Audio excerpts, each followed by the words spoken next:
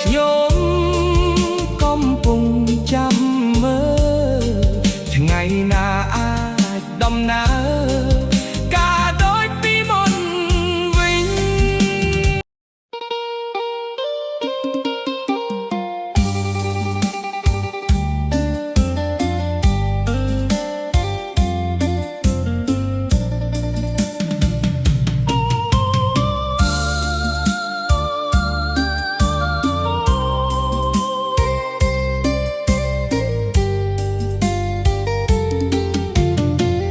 កាស៊ីណូយងយន្តថ្មីបើកពិតមែនតែនោះរាប់សែនបាត់បង់ការងារខ្លះយំលែងចេញវ៉ាន់កោធនាគារខ្លះទៀតវេទនាខាតបង់ចំនួនយំយន្តថ្មីបើកតែការងារនៅ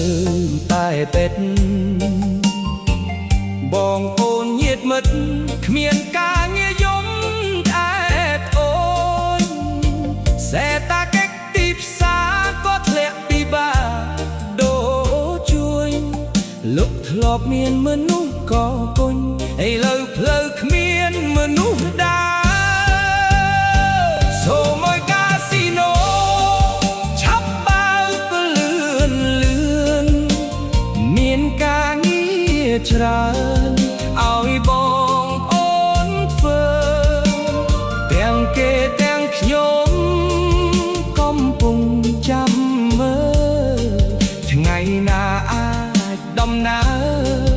ការដូចពីមុនវិញ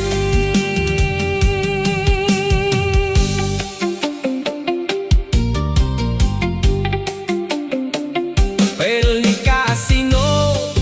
ចានត្រូវបានចាក់សោចិនខ្មែរឥណ្ឌូត្រូវបានដើរចេញហាងផ្សារដូចធំក៏ត្រូវទូមនេញបន្ទប់ជួលយំលេងចេញ